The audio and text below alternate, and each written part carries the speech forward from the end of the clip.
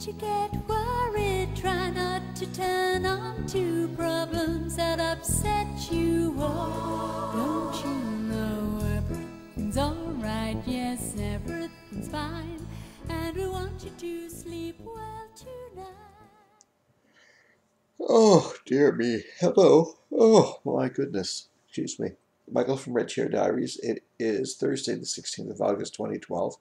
I don't often do these specific updates because I weave personal things into most of my videos because, I'm self-absorbed, as we all know, but here I am sitting in my robe. I've been up for ages because I took Ted to work. Then I came home, shower, shave, watched or read a bit of the paper. But, oh my God, there we go. I have to have a nap before I pick them up. I just want to tell you the wacky things going on at work. I am so tired. Manager had a week off. He came back on Tuesday. He has the manager of the seafood, and then he had a backup, and the backup's been fucking up for quite a while now, and working a second job at the liquor store where the pay's better, and he's waiting to get in the union there and all of that. But I've been angry with this backup for a long time because regardless of what he thinks of the corporation we're working for, and regardless of that I agree about the pay being ridiculous and that we're worked very hard, we are not indentured servants. We're just treated like them. We can't leave. Okay. And when you sign on, you do the best you can. That's just the way I believe one should do their job. You do the best you can. And you get on with it. And yes, we can do bitching, and God knows I do too. But to be the designated backup who's supposed to show up and all of that, and keep things on an even keel, and then to be calling in sick during like a manager's 8-day absence, and I was called in last Sunday. Yeah, Saturday, Sunday, I had to go in. I went in early both times. I was already going to have a long shift. Well, 4 or 5 hour shift. With what we do is, excuse me, very labor intensive. Remember, I'm not a teenager, though I do the work of 2 or 3 of them.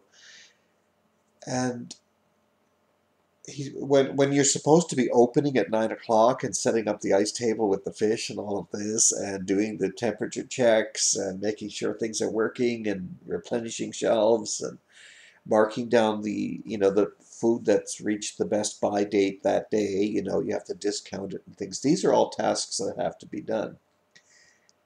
Man, calls in sick one day and then calls in later and says he won't be in the next day.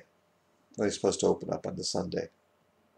And I was due to work the 2 o'clock, 2 to 7 on Sunday, because we closed that department earlier on Sunday. Normally I work 9 o'clock if I work. So I went in. Oh, God, sorry. I really am. So I went in Sunday and I told them that I would. The assistant manager called me. I said, okay, I'll show up at 12 to 7 or 11:30 to 6:30 or something, but I can't just turn around and come in here at 9 o'clock, and stay all day. And he phoned me. 8:32 is what was on the phone. 8:32. Me asleep, or else I wouldn't have answered the phone. And then they asked me on my Monday was supposed to be my day off, if I would go in Monday and open up, which is something that I've never done on my own there. I was trained 13 months ago how to do it, but that's a long time ago. And to set up the ice table. Oh, this is so entertaining for you. So I had to go in, and I didn't do that great a job on the ice table because I've never done it by myself before. I mean, that's shoveling, ice and snow out of the cooler to set up and that you can lay the fish on it and arrange it and all that. So the store manager redid it, and I wasn't offended because he actually does a pretty good job with it. So he finished that off, and then I had a lot of other work to do. But see, I do need my nap. So I told them that I would stay to 12:30, and then they were going to have to put up with nobody there. So the store manager would step in if needed and work behind the counter. And I did everything that I could get to, and then another part-timer was in at 5 o'clock. Oh my God. I mean, I was there at 7:30 in the morning. I don't get up unless it's for a funeral at 7:30 in the morning. I just, because I gave that up, I don't work in the morning. I usually roll out of bed 9:30 or 10, unless I'm driving Ted to work. So that was really something. I showed up at 7:30. Anyway, I basically told them, either that fellow had to go or I had to go. So, and then I had the Tuesday shift at 5 o'clock. So the manager was back, this department manager was back on Tuesday. And, so they're all pleased with my work. So I did all these extra hours. And then I had yesterday off. Then I get the call from my manager at, I don't even know, I was picking Ted up last night at 8:30 or something. So anyway, I got the call. So they fired Donnie, finally. And so I had to agree to work today. Because I finally was able to have 3 days off in a row, supposedly. Tuesday, Wednesday. Oh my God, I'm so embarrassed. Wednesday, Thursday, and Friday. So I had Wednesday off yesterday with Ted. We had a day off in common. Now I'm going into work at 5. He's in work in the morning. We were going to go out tonight for chicken wings down to one of our pubs downtown. So now we can't do that. And then supposedly I have tomorrow off. And then last week, they pay you weekly at this company, and I was shorted 10 hours pay last week somehow because of filling in and all of that. So I gave detailed memos about that. And then I'll be short this week. But, it's just, it is a bit of wisdom to those of you who are in your 20s and get annoyed about the jobs you have. It's certainly your right to quit a job. And I've done it myself. I did it. I mean, I turned around and quit a couple of jobs without very much notice in my 20s. But I've never tried to have 2 jobs and then cancel a shift at one that I was already assigned to take a last-minute shift at the second one. Like it's just not right. You have to take responsibility. Now, we're not going to, this fellow's not going to get a good reference, and he did a lot of good work over the last couple of years, too. It's not like he didn't do good work. I think he's been slouching lately and going on too many cigarette breaks, because I know the volume of work that should have been done when he was there before I took over, But at the same time, he did teach me quite well the lessons last year, and was mostly personable most of the time, and aside from just turning into such a fuck up lately, wanting to get out of there and work in the liquor store and make some more money. Now he's not going to have enough shifts at the liquor store because he won't have us to help top him up. Loses his 10% discount on groceries. God knows if he can even qualify for a medical plan where he is now. Like you have to worry about these things. And things are not always better, around the corner. But that's, I was very prolific doing a lot of videos, and I don't have the time now. I'm retired, and I don't have the time because now I'm working too much. It's ridiculous. So I want to go back to 3 shifts a week.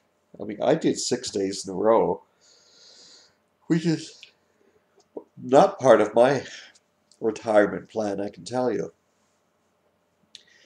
And Ted and I have not had a vacation now in years. We haven't had one since we were in Barcelona and Boston.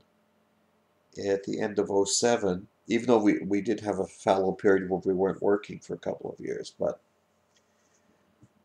uh, we, we we both been working now over a year, and we've not had a vacation. I the most I had off was 6 days, which I had to work days ahead to have off for my 60th birthday. So, no, we are tired. We don't want to work 40 hours a week. We've done decades and decades and decades of work. So anyway, that's just me meandering, but I just want to tell you that, me, I am the oldest person in the store. Can you fucking believe it? Some people think I'm still in my 40s in a bad light, or good light, or whatever. I say, what? They say, you're so young, your attitude's so young. And I say, well, yes, you know, I understand pop culture, so. I mean, today's 60-year-old is not the same as one from 40 years ago, We're still up to date, in many ways. But man, I outwork these guys, I'm telling you. I can work, my legs are killing me, my back kills me, uh, but once I'm on that floor and standing for 4 to 5 and sometimes for 7 hours, I work and work and work, and then the legs get worse, and I start limping and get a lot of pain in my feet, but at the same time, I can just keep going and going and going.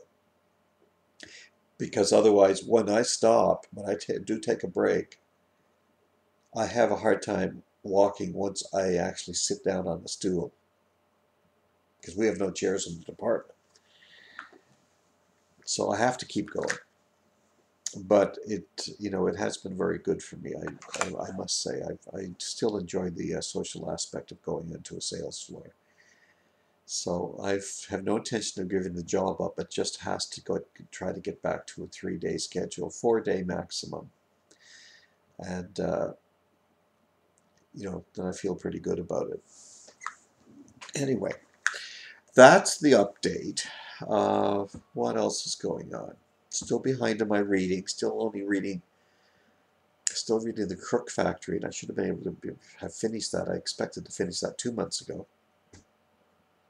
Still haven't gotten to Total Recall because my days have been fucked up. Well, I guess that's enough for now. And last month, Ted and I have been involved with these over 30 years at the beginning of July. And we moved in together 29 years ago. I remember it was July 3rd, 1983. So, no, we're not married. But that'll tell you that there are some relationships do last, much more so than with some of your parents. You young guys have divorced parents, and we're still together. We, the gay couple, the sanctity of marriage and all that. Anyway, I'm rambling, and I apologize for all of my yawning, but I wanted to tell you about my silly activities at work. Anyway, we'll see you around the tube.